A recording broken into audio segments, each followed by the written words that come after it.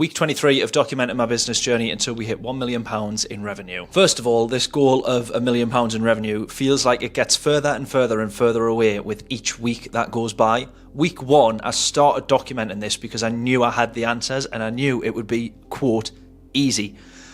And then that plan gets scuppered and all of a sudden I'm actually having to work this out like from scratch and then unfold it in real time in these diaries. Anyways, whilst I figure it all out, I'm still debating whether or not what we're doing is actually right. Trying to go now into a different niche and kind of U-turn or pivot the business, whatever word we want to put on it, is pretty daunting, and yeah, it's not the guaranteed answer either. And where I know for me the doubt is starting to creep in is that it took me 6 years of very hard graft to get where we are now in the public health content sector. Now we're one of the most relied on and most recommended agencies, which is amazing, but we didn't start that way. And when I kind of like roll back the years and think about where it did start, we were months and months apart between projects.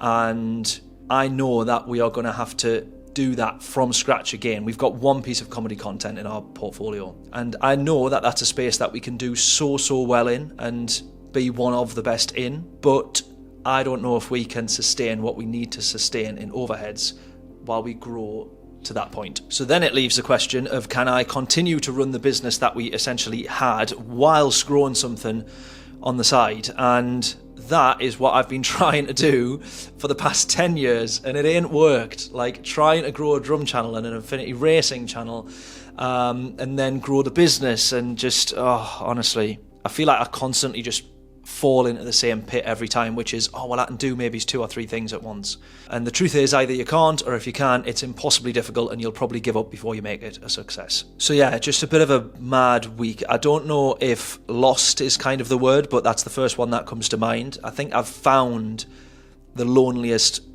place in business, which is where we are right now. All of this hit 10k months and hit 6 figures, we've done that, and so we're now too big, kind of, for that advice, but then we're also too small for any of the other advice that follows. And it's really difficult to then get out of this gap where you basically go from hitting 6 figures and then the next step is hitting 7 figures, which is what I'm trying to document. And actually, just the next step is what I don't know and haven't yet found. And so yeah, it's an interesting one. So I will continue to document as always, and see you next week.